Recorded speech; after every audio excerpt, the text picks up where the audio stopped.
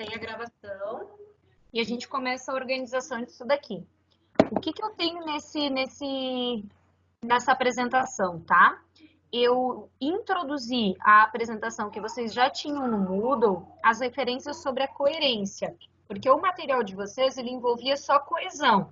A prof tinha colocado uma outra coisinha ali de coerência, só para vocês terem uma noção da diferença de cada um. Sem que a gente começasse assim, ó, quem é que arriscaria dizer para a prof o que envolve a coesão e a coerência quando a gente trabalha isso daqui? Porque assim, ó, não são dois termos desconhecidos para vocês.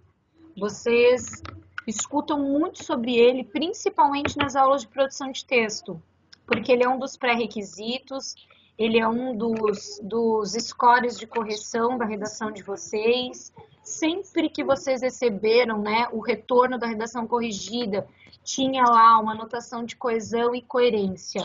Quando vocês viam isso, o que isso significava para vocês? O que era coesão e o que era coerência? Quem é que arrisca aí a falar alguma coisa?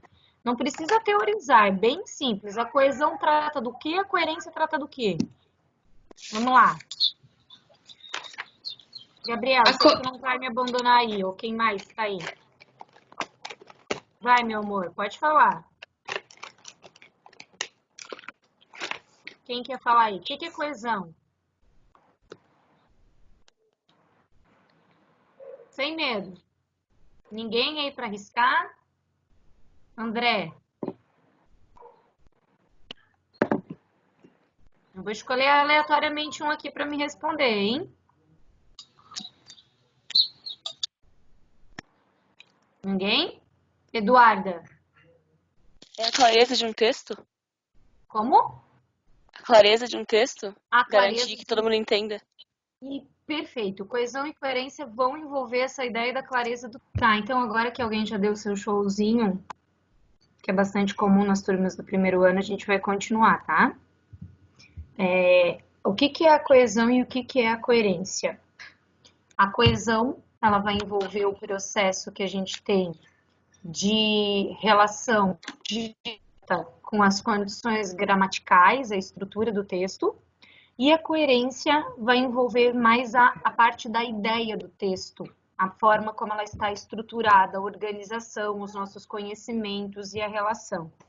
A prof vai passando os slides para trabalhar só aquilo que vai ser importante para a gente hoje, tá? Porque algumas coisas já estavam no material de vocês na semana passada. Então, a primeira relação aqui, ó, de coesão e coerência, são esses mecanismos da construção do texto para que eles tenham uma relação de clareza. Aqui já foi respondido, tudo ok. O que é essa coesão textual, então, tá? A ligação entre as frases, as partes dela, dos parágrafos, dos períodos, a forma como ela está estruturada. Desde a relação de conjunções adequadas, ligando orações de acordo com o meu pensamento, desde os pronomes referenciais dentro do texto, que são elementos de coesão, porque eles evitam a repetição de muitas palavras, a forma como a gente organiza períodos curtos, períodos mais longos. Os períodos mais longos, porventura, podem trazer para a gente ambiguidade de ideias, né, de relação diferente. Enfim, toda a forma com que a gente organiza o meu texto dentro dessa estrutura de escrita, de palavras, de gramática, ela está dentro da relação da coesão. E aí a ideia que está por trás desse texto liga a minha ideia de coerência, tá? Então, olha só, esses mecanismos aqui, ó, por isso que a prof retornou o slide de vocês e trouxe o de coesão também para a aula de hoje, porque ela traz dois termos que são essa ideia de referência anafórica e referência catafórica, que são essas relações que a gente tem aqui, ó, endofóricas. O que é uma referência endofórica? É quando dentro do nosso próprio texto a gente faz referência a coisas que estão dentro do texto. Porque às vezes a gente pode fazer referências externas também, coisas que não estão relacionadas ao texto e que a gente traz para dentro dele. Mas quando a minha referência, quando o meu elemento, quando o meu oponente, né, o meu componente do texto já está ali dentro ou será citado, a gente diz que a gente está fazendo uma referência endofórica, tá? Dentro dele. E aí eu posso fazer essa referência endofórica de duas formas, ou anafórica ou catafórica. Isso aqui é bem importante para vocês, tanto para o Enem, para o UFSC, quando a gente trabalhar a parte da gramática mesmo e entrar numa classe gramatical chamada pronome, a gente vai falar muito de referência anafórica e catafórica. Quem pode fazer essas referências é o pronome relativo, é a conjunção dentro do texto. O que é, então, uma referência anafórica, tá? É quando a gente faz uma referência através de um elemento, por exemplo, de um termo que já foi citado no meu texto. Quando é que a referência anafórica entra? Justamente quando eu passo a usar famílias lexicais, que são palavras que pertencem a esse léxico aqui, a esse grupo nominal, tá vendo? Porque pertence à ideia dele, mas que eu substituo por uma outra palavra justamente para evitar a repetição dele. No lugar deste o animal, poderia ter a palavrinha este, poderia ter o ele, porque o ana, né, é um substantivo feminino, então eu usaria o pronome ela. Quando eu uso ele, eu sei que eu estou fazendo essa referência ao gato. Então, todas essas famílias lexicais, esses termos cognatos que pertencem a esse gato aqui, nesse sentido, eles fazem referência ao texto, para manter clareza de informação, para manter a coerência. Ele é chamado de referência anafórica, tá vendo? Porque o elemento que está sendo referenciado vem antes dele, antes, tá vendo? Porque já foi citado.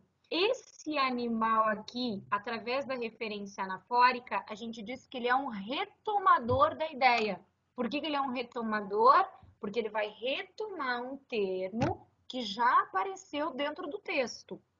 A minha referência catafórica, ele não retoma o texto, ele antecipa, porque ao invés de eu citar algo que já apareceu no texto, eu vou, através de um elemento referenciador, falar de algo que ainda não foi citado, que virá depois. Por exemplo, os nomes próprios mais utilizados na língua portuguesa são estes, e aí 2 pontos, João, Maria e José.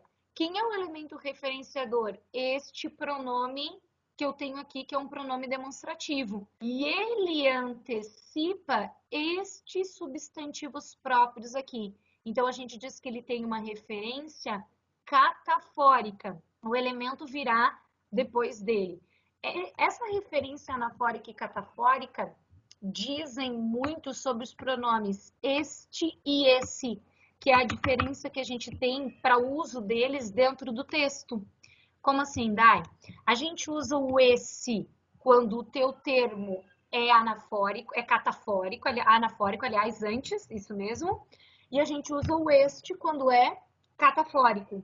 Por exemplo, se eu tivesse dito João, Maria e José, esses são os nomes próprios mais utilizados na língua portuguesa. Por que eu usei o esses? Porque ele faz uma referência anterior. E eu uso estes, João, Maria e José, porque ele faz uma referência depois do texto. Então, esses três nomes, talvez, que tenham trazido estranheza para vocês. Endofórica, anafórica, catafórica. Endofórica, o que é mesmo? Quando a tua referência textual é de dentro do próprio texto. O elemento que está sendo referenciado está ali dentro. Anafórica, quando o teu termo referenciado retoma uma questão, uma expressão, um nome, um substantivo. O termo vem antes dele.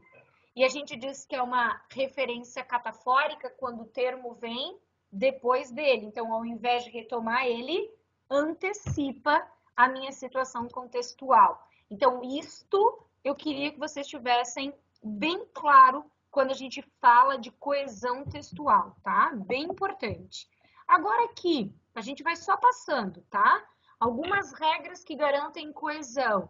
Então, a referência pessoal, que a prof disse para vocês, né? Do pronome pessoal do caso reto, tá vendo? uma referência anafórica, porque está relacionado a João e Maria, a própria contextualização, né, a pluralização, o fato de estar no masculino, porque a gente prevalece, né, essa regra gramatical quando você tem gêneros distintos, né, o masculino prevalece, então é uma forma de manter a coesão.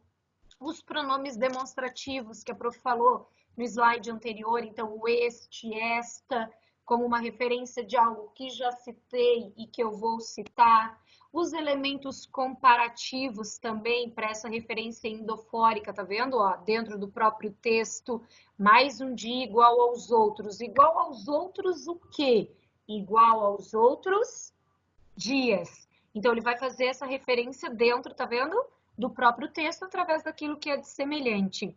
Aliás, quase sempre que a gente usa uma frase que esteja nessa relação comparativa, seja com o adjetivo, seja com o advérbio, com qualquer outro elemento, é bastante comum que o segundo termo que está sendo referenciado seja usado de forma elíptica. O que é isso mesmo? Oculta. Ela não aparece dentro do texto. Por exemplo, meu lápis é tão bom quanto o teu. Tão bom quanto o teu o quê? Lápis. E eu sei que é lápis por conta dessa relação de coesão e de coerência dentro do texto. Então, é bastante comum que eu não cite pela segunda vez o mesmo elemento que está sendo comparado, tá? A substituição, então, por termos que pertençam, né, à mesma referência que a gente tem, a mesma relação familiar de léxico. A palavra léxico está relacionada, então, a essa condição da palavra mesmo, desse grupo de palavras que vão pertencer. Vamos à prefeitura amanhã. Eles irão na próxima semana. Eles irão na próxima semana aonde? A prefeitura, que é uma forma, então, da gente relacionar, né, ó, substituir elementos para evitar a repetição dele, que é um dos itens, de novo, de correção na produção de texto de vocês, já que a repetição dos termos é um dos itens que desconta pontuação, né? A elipse, então a prof já antecipou para vocês, ela também pertence a essa construção. Elipse é uma figura de linguagem, assim como a metáfora, a metonímia, a comparação, assim como a prosopopeia ou personificação. O que é elipse? A gente tem dois termos que ocultamento, a elipse e o zeugma. Qual é a diferença dos dois?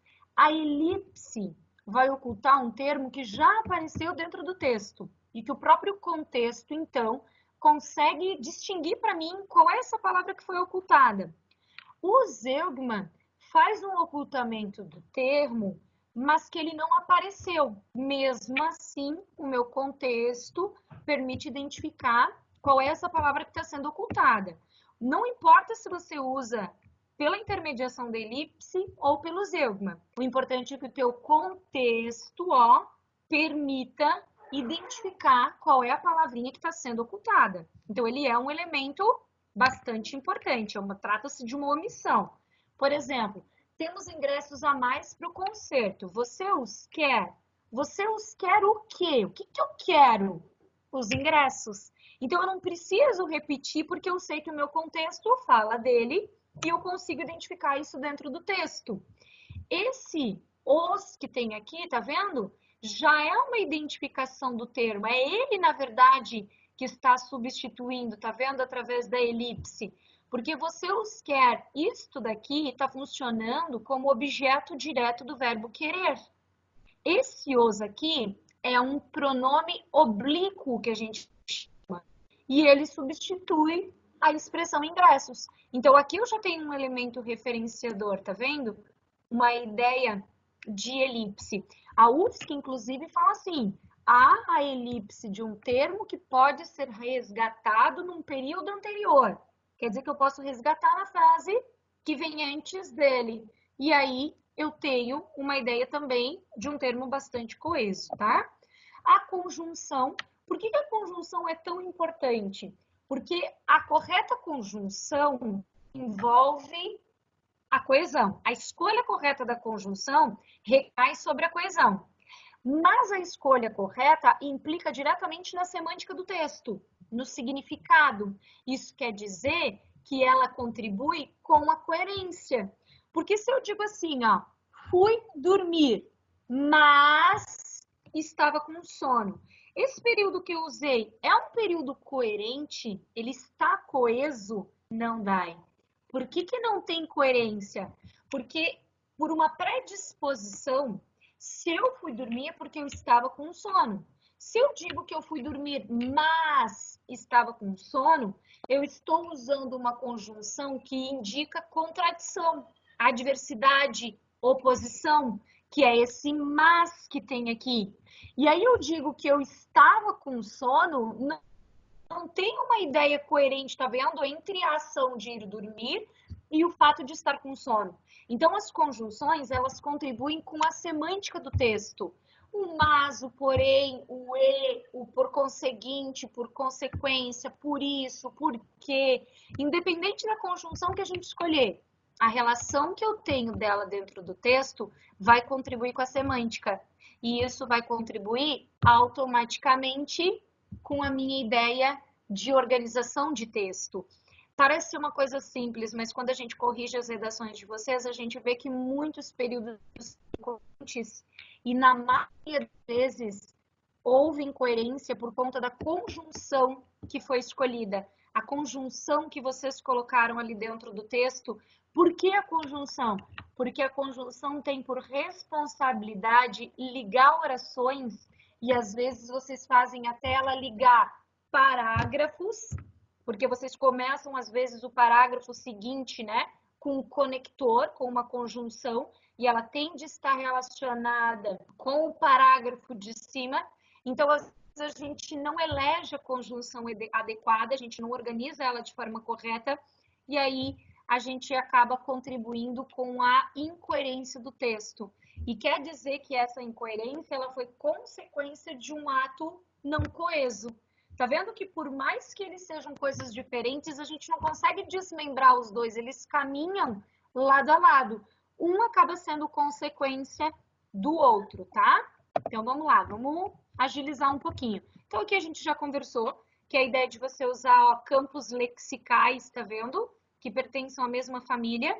E a gente pode fazer isso através de sinônimos, hiperônimos, nomes genéricos, substituidores, termos às vezes similares, às vezes até termos científicos, pronomes, quaisquer coisas, tá?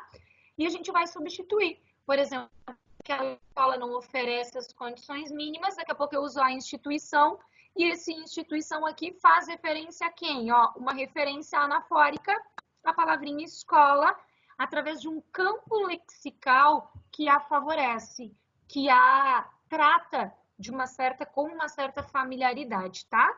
Então, coesão lexical. Agora, coerência. Então, a gente já conversou que a coerência está diretamente relacionada. Professora, Alguma dúvida, gente? Fala, meu amor. professora, Pode você perguntar. tá indo muito rápido, não consigo copiar os slides que você tá Amor, dando uma rushada aí, frenética. é o Aí eu não consigo Rafa? copiar. É o Rafa? Não, Não? Quem que tá falando com não. a prof? É o André, que você tá indo muito rápido, não consigo copiar o slide. Tá, olha só, amor. A prof vai falar assim contigo. Não, a gente já tem a gente já prevê isso, tá? Então, olha só. Não precisa copiar absolutamente nada desses slides. Eles estão todos no Moodle. E a prof até nem quer que vocês copiem, porque eles estão longos, porque eu me dei ao trabalho de colocar exemplos para vocês estudarem em casa depois sozinhos, porque a gente sabe que vocês, assim, ó, na sala de aula é 50-50, né? É 50% minha responsabilidade, 50% vocês. Talvez agora a responsabilidade de vocês tenha aumentado um pouquinho mais, porque vocês vão ter que estudar junto, sozinhos, né? Boa parte do tempo. Então, o que a prof fez? Todo o material que está sendo trabalhado aqui está no Moodle. Lá no Moodle eu pus só o de coesão, agora eu vou colocar esse daqui completo. A aula está sendo gravada, então vai para vocês. Depois a prof sugere uma série de exercícios, e esses exercícios a professora vai gravar a correção para vocês terem também essa relação. Então agora, se preocupa só com prestar atenção. A prof vai acabar fazendo muito rápido mesmo, porque eu tenho 25 slides para 45 minutos, talvez até menos do que isso. Então, para não ficar muito maçante, a gente vai conversando, a gente vai agilizando. A prof não vai ficar lendo os slides, né? Porque não tem essa necessidade. Então, André, não precisa copiar, tá bom, meu amor? Só presta atenção, acompanha, é aula assim, ó, a mãos livres, tá? Presta atenção na prof, tá tudo gravadinho, slide tá tudo lá, tem material para vocês, não precisa, tá bom? Tudo certo, André? Tudo, né? Então, olha só. Agora, se a explicação estiver rápida e aí vocês não conseguirem compreender alguma coisa, aí dá uma chamadinha que a prof vai parando para repetir, de repente, alguma coisa com vocês, tá? Aliás, os próprios slides, eles são repetitivos. O que muda, por exemplo, lá na coesão, todos os slides que a gente conversou falavam praticamente de uma única coisa: substituição. Todos eles falavam de substituição. O que mudava em cada um dos slides? A forma como vocês poderiam substituir. A prof falou o quê? Que a gente pode substituir por pronomes, e aí referência anafórica e catafórica. A gente pode substituir por léxicos, quer dizer que a gente pode usar palavras que sejam dentro de um campo sinônimos, né? Ou, de repente, que tenham familiaridade de significados. A gente pode substituir através de pronomes oblíquos. A gente precisa da conjunção para ligar minhas ideias. Então, a grande maioria falou da substituição. Gravem isso. Um texto coeso é um texto com harmonia de ideias, sem repetição de palavras, é um texto limpo, claro, objetivo, simples. Isso tudo facilita também a interpretação. A coerência vai absorver qual o papel dentro do texto? O papel das ideias. O que eu vou usar na coerência? Por que a coerência ela é importante? Porque ela age diretamente sobre a interpretação do leitor. Ele age com relação à significância dessa interpretação. Lembre que tudo que a gente está vendo, ele é consequência. E tudo reflete diretamente a interpretação. A prof já disse para vocês que essa primeira parte do livro de vocês é uma parte muito bem trabalhada e bate em cima da tecla das questões do Enem. Aliás, apesar da gente falar que é muito Enem, a interpretação de texto não é uma característica do Enem, né? Existe interpretação de texto na CAF, existe interpretação de texto na UDESC, na UFSC. O Enem só se, como é que se diz, se caracteriza de uma forma mais forte porque ele é 100%, talvez 99%, principalmente na parte de linguagens e humanas, interpretativo. E por isso essa ideia de ficar batendo em cima dessa tecla, né? A gente já começou lá nos elementos de comunicação. Ele começou com a nossa primeira aula, quando a gente trabalhou o Vida Maria. Então, toda a coerência que tem dentro do texto, ela vai fazer com que haja uma significância e uma interpretabilidade do texto de forma mais correta. Quando a gente escreve um texto, a gente peca muito, porque o texto é nosso, então as ideias elas estão subentendidas para a gente, mas às vezes elas não aparecem da mesma forma para o leitor. Às vezes aquilo que você gostaria de dizer, para ti parece muito claro, mas quando a prof vai ler o texto de vocês, né, quando o professor de redação lê o texto de vocês, ele não consegue interpretar da mesma forma. E aí, por que é que de repente ele não conseguiu interpretar? Porque a gente não está conseguindo muitas vezes ser coerente e coeso ao mesmo tempo. Então, a mensagem do texto ela é coerente quando as minhas ideias se completam uma nas outras. Por isso a própria palavra texto, né? Tecer, costurar as ideias. Uma precisa estar relacionada à outra. E aí, o que vai estar subentendido daqui para frente nas nossas relações aqui de slide? Como é que eu posso fazer? Que tipo de lógica eu posso usar para que o meu texto seja um texto coerente, né? Deixa eu ver aqui, tem uma perguntinha. Acho que alguém fez uma pergunta, né? Deixa eu colocar aqui para baixo. Não?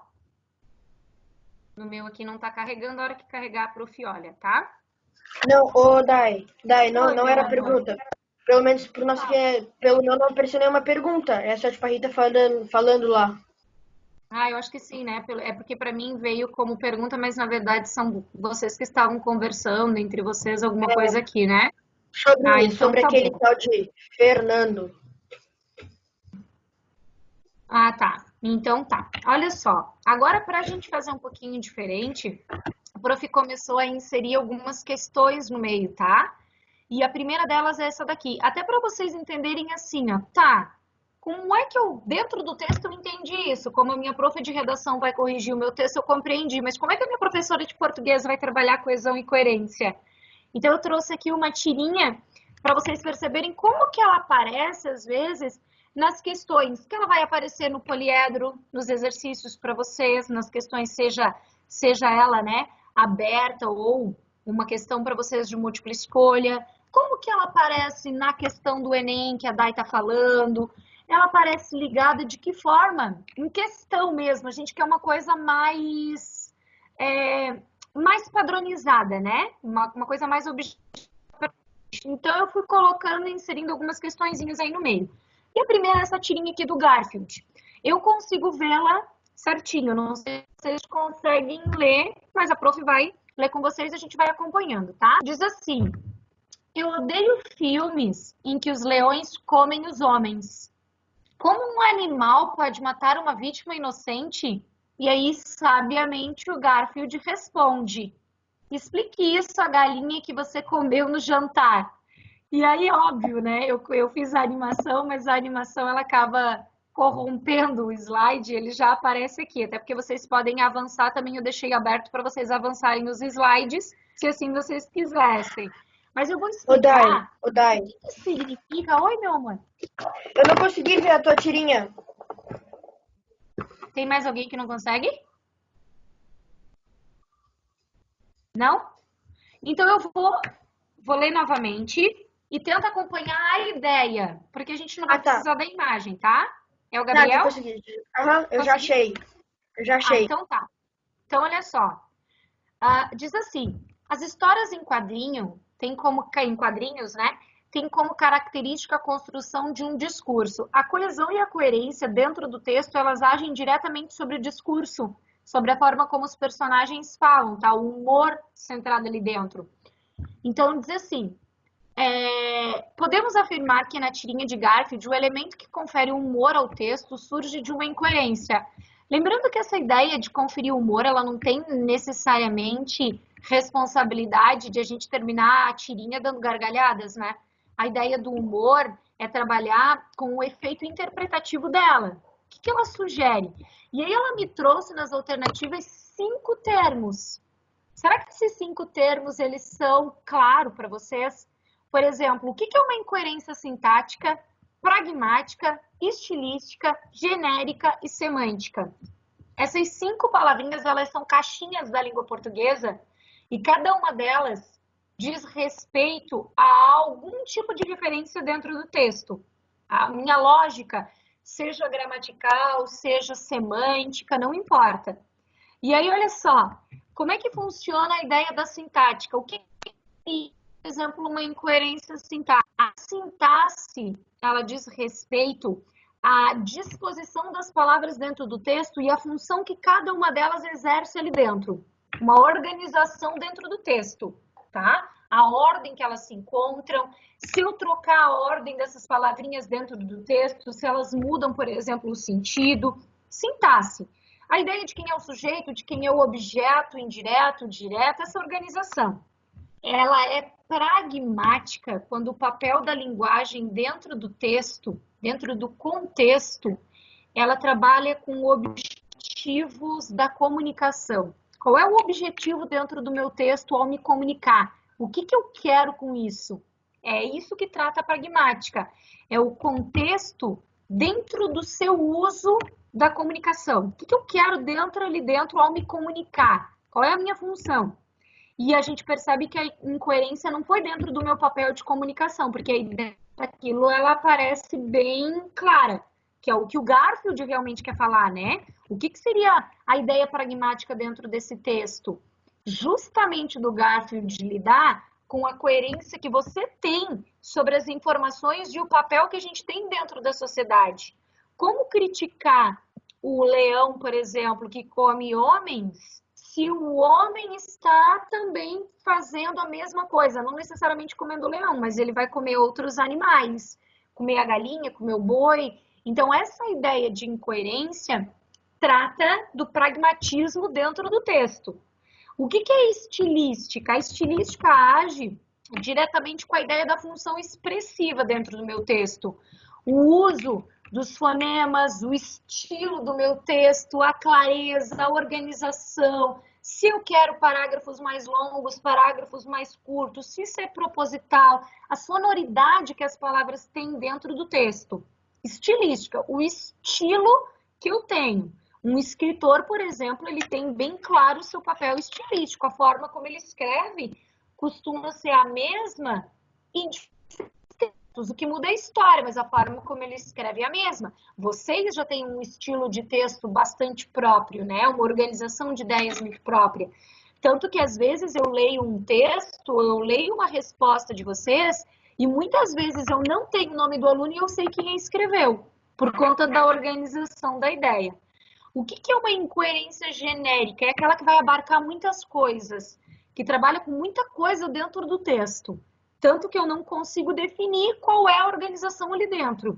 Porque eu trabalho o estilo, eu trabalho a informação sintática, o pragmatismo, é muita coisa ao mesmo tempo.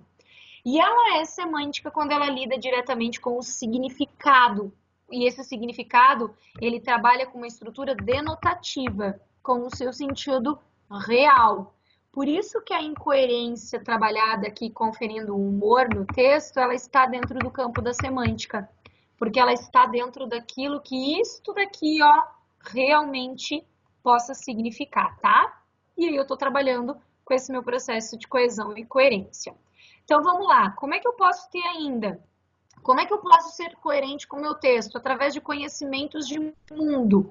O que é esse conhecimento de mundo? São os conhecimentos prévios que a gente traz dentro do texto. O que é um conhecimento prévio, Dai? Aquilo que eu já trago de informação de coisas que eu já tenho, seja por experiências vividas por mim, seja de outras pessoas que me repassaram essa informação. Dentro do texto a gente chama de frames. O que são esses frames? São os rótulos que eu utilizo dentro do texto. E aí eu dei um exemplo aqui, uma frase, por exemplo, bem marcada. Peru, panetone, frutas e nozes. Tudo apostos para o carnaval. Por que essa minha frase está sendo uma frase incoerente? Porque dentro do meu conhecimento prévio, dentro do meu conhecimento de mundo, daquilo que eu tenho rotulado já, né? Quando a gente cria rótulos de determinadas situações, de um time de futebol, de uma pessoa, quando a gente já consegue prever ações que aquela pessoa costuma fazer, porque ela já foi rotulada, porque ela já tem esses frames, porque é o meu conhecimento de mundo. A gente diz que nesse texto, nesse fragmento, há uma incoerência. Já que a ideia de peru, panetones, frutas secas e nozes não é uma característica do carnaval. Ela é uma característica das festividades relacionadas ao Natal, por exemplo. Então, tem um fragmento incoerente. Parece uma coisa bem brutal, né? Ridicularizada até, mas ela é comum dentro do texto de vocês com outras organizações, tá? As inferências. O que é inferência? São as informações que a gente pode simplificar. Coisas que eu já sei que, por exemplo, o leitor do meu texto vai saber. Então, eu estou partilhando de pressupostos. O que é pressupostos? De organização que eu penso que o leitor já sabe, porque ele partilha do mesmo conhecimento que eu. Então, por exemplo, uma fala, tá? Um discurso. Quando chamar para jantar, não esqueça que eles são indianos. O que eu tenho aqui de pressuposto já de coerência dentro do meu texto? Opa, se eles são indianos, eles não comem carne de vaca. Então, eu não vou ofertar, por exemplo, uma rabada para os caras no meu jantar. Eu não vou ofertar, não vou fazer uma picanha no meu churrasco, porque eu sei que eles não comem, porque para eles a vaca é um animal sagrado. Então, são os nossos pressupostos que vão agir com a coerência, porque lembra que coerência está trabalhando com a organização da ideia dentro do texto, tá? Fatores de contextualização, tentar ser bastante claro, né? Uma notícia, uma mensagem, por exemplo, está marcado para as 10 horas. E aí o meu leitor vai olhar e vai dizer assim, o que está marcado para 10 horas? Né? Eu não sei do que está falando. Então, quando a gente escreve dentro do meu texto, a gente precisa prever essa clareza de informação. Parte daquela ideia que a prof disse para vocês, às vezes, para mim, isso já está bem claro, porque eu sei do que se trata, para o meu leitor, não. Então, eu preciso essa clareza de informação. Como também a gente está cheio de leitores que não conseguem interpretar adequadamente, a prof até procurou aquela mensagem que rodou um tempo no Face e eu não encontrei, mas era uma mensagem que falava justamente sobre a falha na interpretação de texto dos leitores, porque a mulher trazia todas as informações assim, por exemplo, vou vender pão caseiro na quinta-feira às 10 horas a R$6. E aí tinha todas as informações com bastante clareza no texto. E aí as pessoas começam a pipocar. Quando você vai vender? Quanto vai custar um pãozinho? Você vai fazer pão caseiro? E aí essas perguntas de interpretação de texto trabalham justamente com essa ideia oposta ao que eu tenho aqui. Aqui eu tenho uma falha de informação. E às vezes eu também tenho o contrário. Eu trago todas as informações dentro do meu texto e o leitor não consegue identificar todas essas informações. Às vezes até por uma certa preguicinha, né? Ou porque ele já está tão acostumado a sempre questionar as coisas que ele esquece de observar que dentro do texto já tem as minhas informações necessárias, né? Então, a informatividade, quanto maior informação não previsível um texto tiver, mais rico e interessante ele será. O que é não previsível? Informações não previsíveis. Aquelas informações assim que, tipo, tu termina de ler e diz, tá, mas isso daí todo mundo já sabe, eu quero ver uma coisa que as pessoas não sabem. Por exemplo, o Brasil foi colonizado por Portugal. Isso já é uma coisa que todo mundo sabe. Então, é uma informação muito previsível. O meu texto, ele é um texto mais interessante quando eu trago informações que não são previsíveis. Porque muitas vezes o meu papel de um texto dissertativo é justamente uma função referencial, uma função informativa. Então, a gente não tem que lidar muitas vezes no óbvio, porque o óbvio fica até trabalhando uma coisa prolixa, né? Que é aquela coisa de ficar sempre enchendo linguiça de alguma coisa, tá? Então, vamos lá, agilizando mais uma questãozinha para vocês. Ele também acabou trazendo, mas eu vou mostrar para vocês o que é cada um deles, tá? Então, tem mais uma tirinha agora do H, que diz assim, sabia que estou acordada 2 horas por causa dessa cantoria? E aí eles, poxa, não sabia que o senhor admirava tanto a minha música. Elementos como uso inadequado de conectores e de pronomes anafóricos, lembra que são pronomes que, tratam de coisas que já foram citadas dentro do texto, podem provocar incoerência sintática em um texto. Pode-se dizer que a incoerência sintática ocorreu em razão do quê? Ambiguidade, polissemia, cacofonia ou polifonia. O que significa cada um deles? A ambiguidade é o duplo sentido, mas é um duplo sentido, às vezes, por uma organização da ideia de forma não clara. Lembra que a gente conversou isso em sala ainda, foi uma das últimas aulas. A polissemia lida com uma palavra que tenha mais de um significado. A cacofonia é o eco que a gente produz dentro de um texto a partir de sons que para a gente soam de forma, às vezes, não satisfatória, não boas, né? E a polifonia, dentro da música, seriam vários sons. Dentro da linguagem, trabalha com a ideia de a presença de textos dentro de outro texto. Ela está diretamente ligada à integridade, à paródia, a essas outras referências, a paráfrase, tá? Então, o que trabalhou aqui dentro? Oi! Qual que é a diferença entre ambiguidade e polissemia mesmo? Então, as duas trabalham com duplo sentido, lembra? Só que a polissemia, ela é proposital. A polissemia é você pegar uma palavra que tenha necessariamente mais de um significado. Mas o termo proposital é a pegada. A ambiguidade é o duplo sentido, mas ele não é proposital. A ambiguidade ela é criada, às vezes, por falta de clareza na informação. Então, quando o Agar chega assim, sabia que estou acordada 2 horas por conta dessa cantoria, ela permitiu ali aos outros personagens acharem, né, interpretarem que ele gostou da cantoria, porque ele não foi claro o suficiente. Então, ele permitiu esse duplo sentido, mas não era o que ele gostaria de ter informado, porque ele queria falar o contrário, né? Pô, não consegui dormir justamente porque ela está sendo ruim. Então, o que ocasionou essa incoerência? O que é incoerência, Dai? É o não entendimento adequado do texto, foi o fato da frase dele ter sido uma frase ambígua. Entendeu, Isa? Entendi, obrigada. Ó, uma é proposital, que é o caso da polissemia, e a ambiguidade, ela é motivada pela falta de clareza, pela própria incoerência da ideia, tá? Então, a prova vai passar rapidinho aqui, senão não vai dar tempo, né? A gente já tá praticamente ali estourando o nosso tempo. Aqui, ó, eu dei exemplos para cada um deles, mas a gente não vai trabalhar. Não tem necessidade, vocês podem ler depois, mas é só para entender. A minha incoerência, né? Os princípios básicos, para eu não ser incoerente no texto. O que eu tenho que levar em conta? Que as minhas ideias não podem ser contraditórias. Por exemplo, se eu começo dizendo o texto que eu sou completamente contra o aborto, tá? Lá no meu parágrafo introdutório eu digo isso. O aborto, ele deve ser evitado a qualquer custo e eu não sou favorável. Daí, quando chega lá no terceiro parágrafo, de repente eu me dei conta de que em alguma situação eu posso ser.